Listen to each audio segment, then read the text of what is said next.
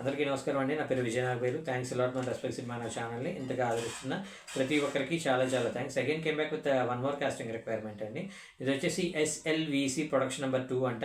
Kiran Warrier presents అంటున్నారు. Casting assistant directors కావాలంటే వీళ్ళకి మీరు అప్రోచ్ అవ్వాలనుకున్నట్లయితే డైరెక్టర్ గారి కాంటాక్ట్ నెంబర్ చెప్తాను.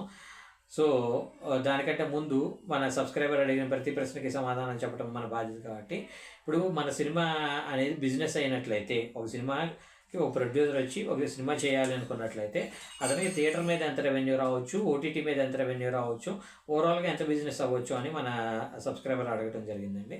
దానికి నేను మీకు డీటెయిల్గా ఆన్సర్ చెప్పే ప్రయత్నం చేస్తాను. ఇప్పుడు ఫర్ ఎగ్జాంపుల్ ఒక సినిమాకి ఓ ప్రొడ్యూసర్ మనల్ని నమ్మి ₹1 కోటి పెట్టుబడి పెట్టాడు అనుకున్నాం. ఈ ₹1 కోటికి మనం అనేది ఎలా ఫిల్టర్ చేసుకోవాలంటే 10 లక్షలు ప్రీ ప్రొడక్షన్ అనుకొని, 10 లక్షలు పోస్ట్ ప్రొడక్షన్ అనుకొని, పబ్లిసిటీకి 30 లక్షలు తీసేస్తే మొత్తం 50 లక్షలు పోగా 50 లక్షల లోపు మనం ఫైనల్ కాపీ తేవాలి. సో 50 లక్షల లోపు ఫైనల్ కాపీ తెచ్చుకున్నట్లయితే మనకి ఎంతో కొంత బిజినెస్ అవ్వడానికి పాసిబిలిటీస్ ఉంటాయి. అయితే ఈ ₹1 కోటి మీద మనం ఎంత బిజినెస్ అయితే ప్రొడ్యూసర్కి ఫుల్గా వచ్చేది ఒకసారి క్రాస్ చెక్ చేద్దాం. ఫర్ ఎగ్జాంపుల్ మన దిల్ రాజు గారు కావచ్చు, బన్నీవాసి గారు కావచ్చు, లేదంటే సితారా వంశీ కావచ్చు, వీళ్ళందరూ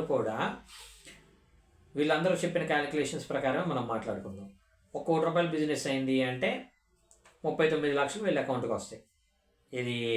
అది కూడా ఇమీడియట్గా రావు. వాళ్ళ దగ్గర కొంతకాలం ఉంచుకొని ఎగ్జిబిటర్లు కొంతకాలానికి ఇస్తారు, డిస్ట్రిబ్యూటర్లు కొంతకాలానికి ఇస్తారు. ఫైనల్గా వాళ్ళ దగ్గరికి 39 లక్షలు అనేవి చేతికి వస్తాయి. అంటే ప్రతి ₹100 టికెట్ మీద ₹39 మాత్రమే వీళ్ళకి వస్తాయి. సో 39 లక్షలు వస్తాయి అంటే నీ ₹1 కోటి రావాలి అంటే నీకు ఎంత బిజినెస్ కావాలి? కాసేపు 40 లక్షలు అనుకుందాం. నీకు 3 కోట్లు బిజినెస్ అయితే ₹1,20,00,000 వస్తాయి. అంటే నీకు పెట్టిన ఎగ్జాక్ట్ అమౌంట్ ఎవడు రావాలనుకోడు కదా, కనీసం 10-5 పెంచుకొని రావాలనుకుంటాడు కదా. నీ ప్రొడ్యూసర్ని లాభాల విధిలోకి తీసుకురావాలి అంటే నువ్వు ₹1 కోటి సినిమా చేసినట్లయితే 3 కోట్లు బిజినెస్ అవ్వాలి. 3 కోట్లు బిజినెస్ అవ్వాలి అంటే నువ్వు ఎన్ని థియేటర్లో రిలీజ్ చేసుకోవాలి? హీనపక్షంగా 300+ థియేటర్లో నువ్వు రిలీజ్ చేసుకోవాలి. సో ఎన్ని థియేటర్లో రిలీజ్ చేస్తున్నావు, ఎలాంటి ఇది చేస్తున్నావు అనే దానికన్నా కూడా నువ్వు ఎలాంటి కథను ఎంచుకుంటున్నావు అనేది చాలా ఇంపార్టెంట్. ఇప్పుడు కేర్ ఆఫ్ కంచరపాలెం కావచ్చు, లేదంటే బలగం కావచ్చు, ఇలాంటి ఒక పర్టికులర్ అలాంటి ఒక సినిమాలు తీసుకున్నట్లయితే నీకు ఎంతో కొంత బిజినెస్ అవడానికి పాసిబిలిటీస్ ఉంటాయి. సో ఇక్కడ మన గత వీడియోస్లో నేను మీకు చెప్పిన దాని ప్రకారం మీకు 3 కోట్ల బిజినెస్ అవ్వాలి అంటే మీరు కనీసం 30 లక్షలు పబ్లిసిటీ పెట్టుకోవాలని చెప్తే, ఇప్పుడు మీరు సినిమా చేశారనే విషయం మీకు తెలిస్తే సరిపోదు, అది ప్రపంచానికి తెలియాలి. ప్రపంచానికి తెలియాలంటే ఏం చేయాలి? మీరు ముందు వాల్ పోస్ట్ చేయాలి, అది కాకుండా ఇంటర్వ్యూలు ఇవ్వాలి, అది కాకుండా రకరకాల షోస్ ఉన్నాయి. ఇప్పుడు మల్లెమాలలో జరుగుతున్న శ్రీదేవి డ్రామా కంపెనీ కావచ్చు, లేదంటే ఏమంటారు జబర్దస్త్ కావచ్చు, అలాంటి సుమా అడ్డా కావచ్చు, ఇలాంటి షోస్కి వెళ్ళాలి. మీ సినిమా రిలీజ్ అవుతుందనే విషయం వాళ్ళకి తెలియజేయాలి. అలాగే జ్ఞాపకాలు జరుగుతున్న కొన్ని షోస్కి కావచ్చు.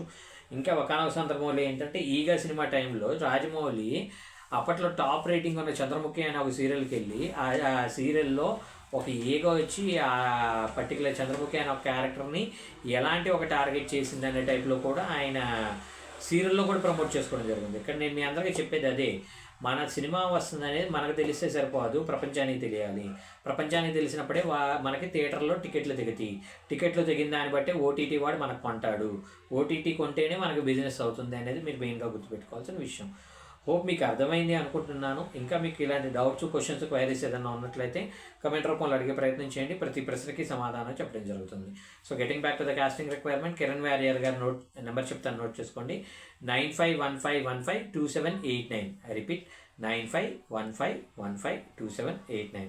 డిస్క్లైమర్ అని మీ అందరికీ తెలిసిందే కదా. నేను పెట్టే ఏ పర్టికులర్ కాస్టింగ్ రిక్వైర్మెంట్కి నాకు ఎటువంటి వ్యక్తిగతమైన లావాదేవీలు వీళ్ళెవరో కూడా నాకు తెలియదు.